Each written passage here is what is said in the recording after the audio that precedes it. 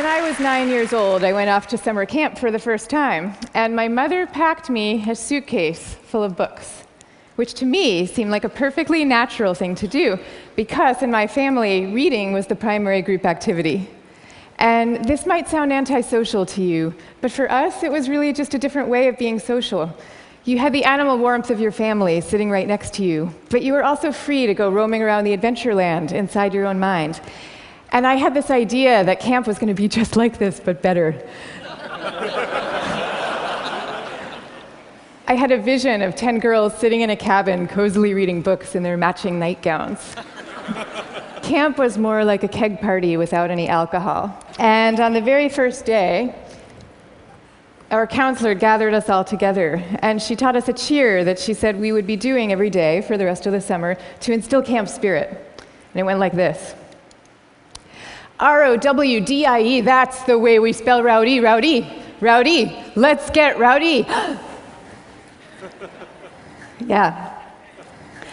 So I couldn't figure out for the life of me why we were supposed to be so rowdy, or why we had to spell this word incorrectly.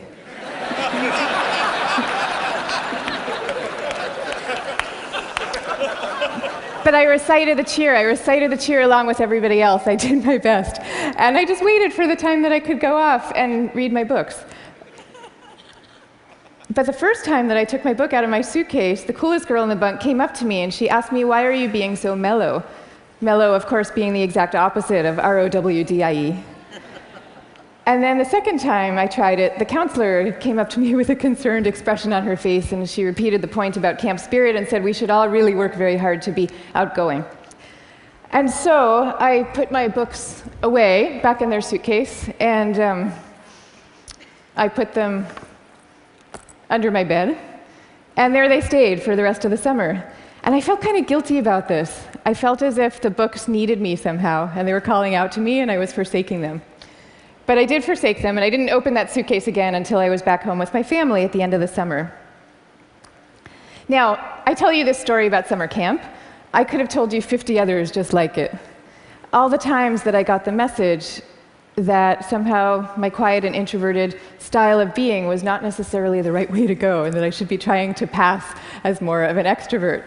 And I always sensed deep down that this was wrong, and that introverts were pretty excellent just as they were. But for years, I denied this intuition. And so I became a Wall Street lawyer, of all things, instead of the writer that I had always longed to be, partly because I needed to prove to myself that I could be bold and assertive too. And I was always going off to crowded bars when I really would have preferred to just have a nice dinner with friends. And I made these self-negating choices so reflexively that I wasn't even aware that I was making them. Now, this is what many introverts do, and it's our loss for sure, but it is also our colleagues' loss and our community's loss, and at the risk of sounding grandiose, it is the world's loss, because when it comes to creativity and to leadership, we need introverts doing what they do best. A third to a half of the population are introverts. A third to a half. So that's 1 out of every 2 or 3 people you know. So even if you're an extrovert yourself, I'm talking about your coworkers and your spouses and your children and the person sitting right next to you right now. All of them subject to this bias that is pretty deep and real in our society. We all internalize it from a very early age without even having a language for what we're doing. Now, to see the bias clearly, you need to understand what introversion is. And it's different from being shy. Shyness is about fear of social judgment. Introversion is more about how do you respond to stimulation, including social stimulation. So extroverts really crave large amounts of stimulation, whereas introverts feel at their most alive and they're most switched on and they're most capable when they're in quieter, more low-key environments. Not all the time, these things are an absolute, but a lot of the time. So the key then to maximizing our talents is for us all to put ourselves in the zone of stimulation that is right for us. But now here's where the bias comes in. Our most important institutions, our schools and our workplaces, they are designed mostly for extroverts, and for extroverts' need for lots of stimulation. And also, we are living through this belief system. We have a belief system right now that I call the new groupthink, which holds that all creativity and all productivity comes from a very oddly gregarious place. So if you picture the typical classroom nowadays, When I was going to school, we sat in rows. We sat in rows of desks like this, and we did most of our work pretty autonomously. But nowadays, your typical classroom has pods of desks of 4 or 5 or 6 or 7 kids all facing each other. And kids are working in countless group assignments, even in subjects like math and creative writing, which you would think would depend on solo flights of thought. Kids are now expected to act as committee members.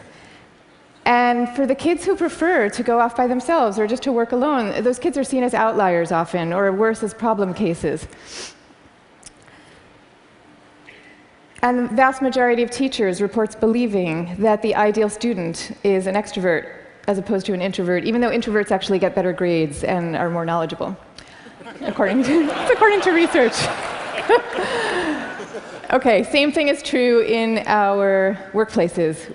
Most of us work in open plan offices without walls, where we are subject to the constant noise and gaze of our coworkers. And when it comes to leadership, introverts are routinely passed over for leadership positions, even though introverts tend to be very careful, much less likely to take outsized risks, which is something we might all favor nowadays. And interesting research by Adam Grant at the Wharton School has found that introverted leaders often deliver better outcomes than extroverts do, because when they are managing proactive employees, they're much more likely to let those employees run with their ideas, whereas an extrovert can quite unwittingly kind of get so excited about things that they're putting their own stamp on things, and other people's ideas might not as easily then bubble up to the surface. Now, in fact, some of our transformative leaders in history have been introverts. I'll give you some examples. Eleanor Roosevelt, Rosa Parks, Gandhi. All these people describe themselves as quiet and soft-spoken and even shy. And they all took the spotlight, even though every bone in their bodies was telling them not to. And this turns out to have a special power all its own, because people could feel that these leaders were at the helm, not because they enjoyed directing others, and not out of the pleasure of being looked at. They were there because they had no choice, because they were driven to do what they thought was right. Now, I think at this point it's important for me to say that I actually love extroverts. I always like to say some of my best friends are extroverts, including my beloved husband. And we all fall at different points, of course, along the introvert-extrovert spectrum.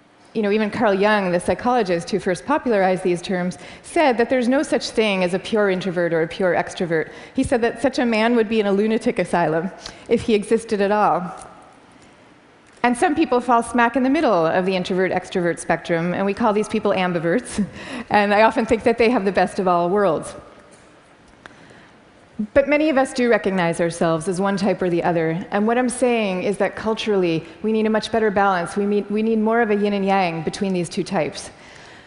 This is especially important when it comes to creativity and to productivity, because when psychologists look at the lives of the most creative people, what they find are people who are very good at exchanging ideas and advancing ideas, but who also have a serious streak of introversion in them.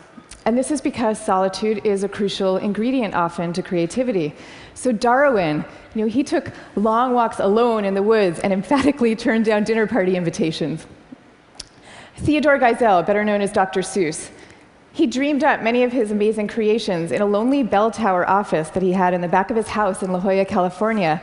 And he was actually afraid to meet the young children who read his books for fear that they were expecting him to be this kind of jolly Santa Claus-like figure and would be disappointed with his more reserved persona.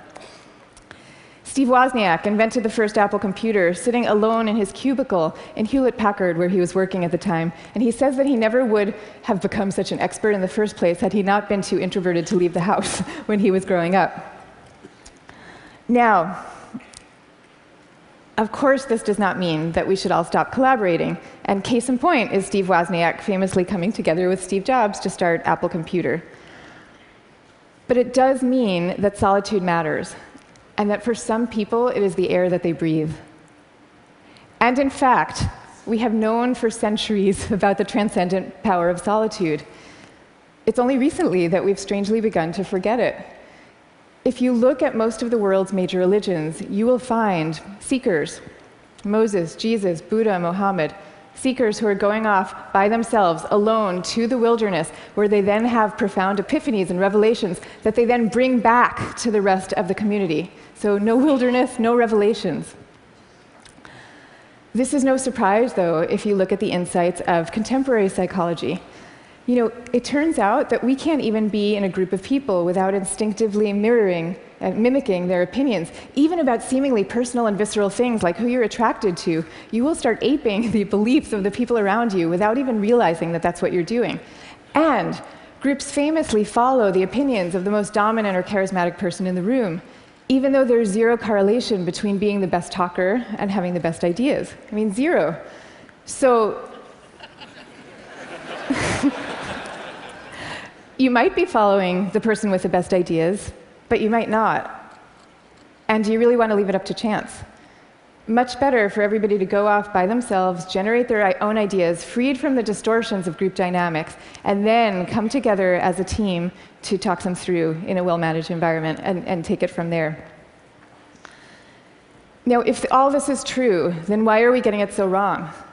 Why are we setting up our schools this way and our workplaces? And why are we making introverts feel so guilty about wanting to just go off by themselves some of the time? One answer lies deep in our cultural history. Western societies, and in particular the US, have always favored the man of action over the man of contemplation. But in America's early days, we lived in what historians call a culture of character, where we still, at that point, valued people for their inner selves and their moral rectitude. And if you look at the self-help books from this era, they all had titles with things like character, the grandest thing in the world. And they featured role models like Abraham Lincoln, who was praised for being modest and unassuming. Ralph Waldo Emerson called him a man who does not offend by superiority. But then we hit the 20th century, and we entered a new culture that historians call the culture of personality. You know, what happened is we had evolved from an agricultural economy to a world of big business. And so suddenly people are moving from small towns to the cities. And instead of working alongside people they've known all their lives, now they are having to prove themselves in a crowd of strangers. So quite understandably, qualities like magnetism and charisma suddenly come to seem really important. And sure enough, the self-help books change to meet these new needs. And they start to have names like How to Win Friends and Influence People. And they feature as their role models really great salesmen. So that's the world we're living in today. That's our cultural inheritance. Now, none of this is to say that social skills are unimportant. And I'm also not calling for the abolishing of teamwork at all. The same religions who send their sages off to lonely mountaintops also teach us love and trust. And the problems that we are facing today in fields like science and in economics are so vast and so complex that we are going to need armies of people coming together to solve them, working together. But I am saying that the more freedom that we give introverts to be themselves, the more likely that they are to come up with their own unique solutions to these problems. So now, I'd like to share with you what's in my suitcase today.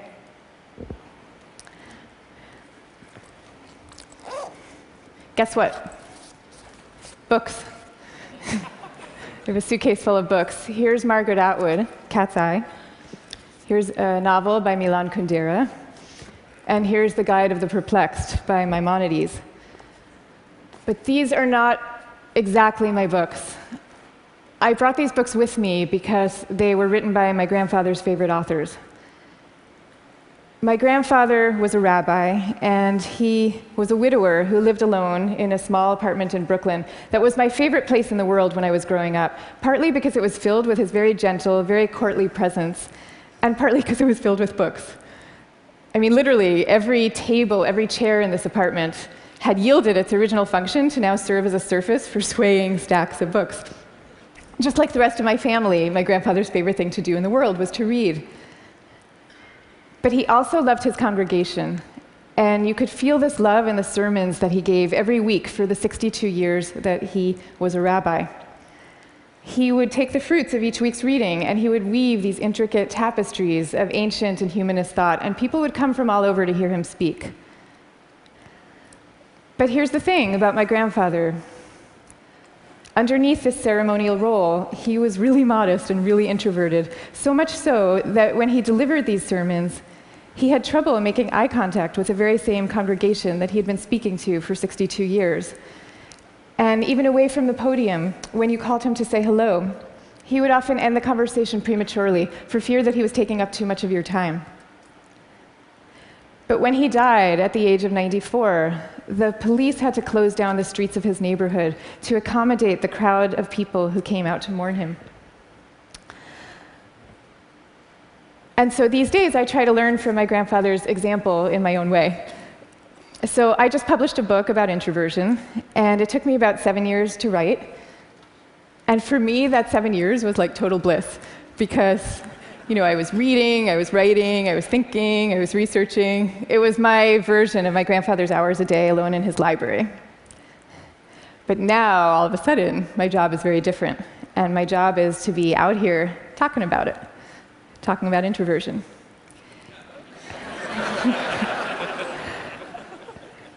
And that's a lot harder for me, because as honored as I am to be here with all of you right now, this is not my natural milieu.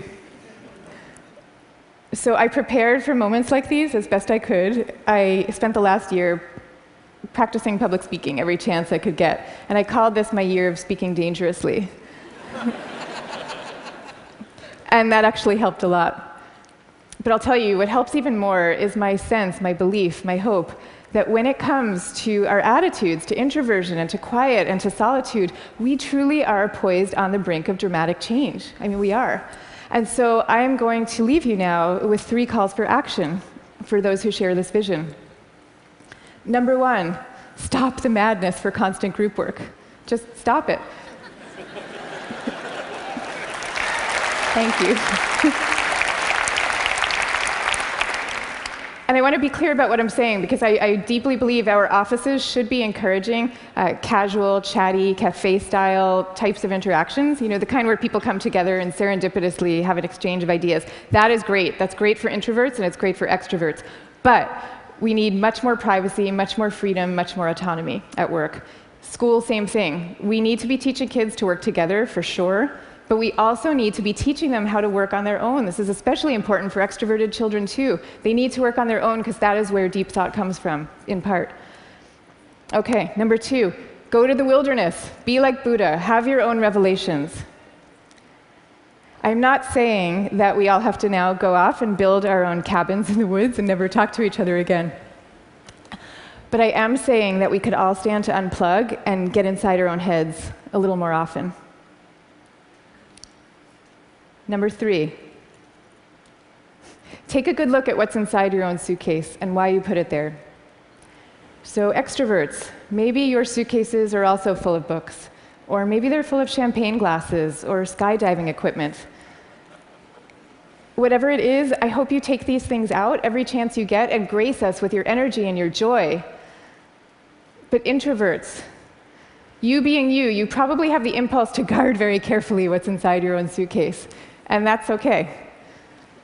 But occasionally, just occasionally, I hope you will open up your suitcases for other people to see, because the world needs you and it needs the things you carry. So I wish you the best of all possible journeys and the courage to speak softly. Thank you very much. Thank you. Thank you. Thank you.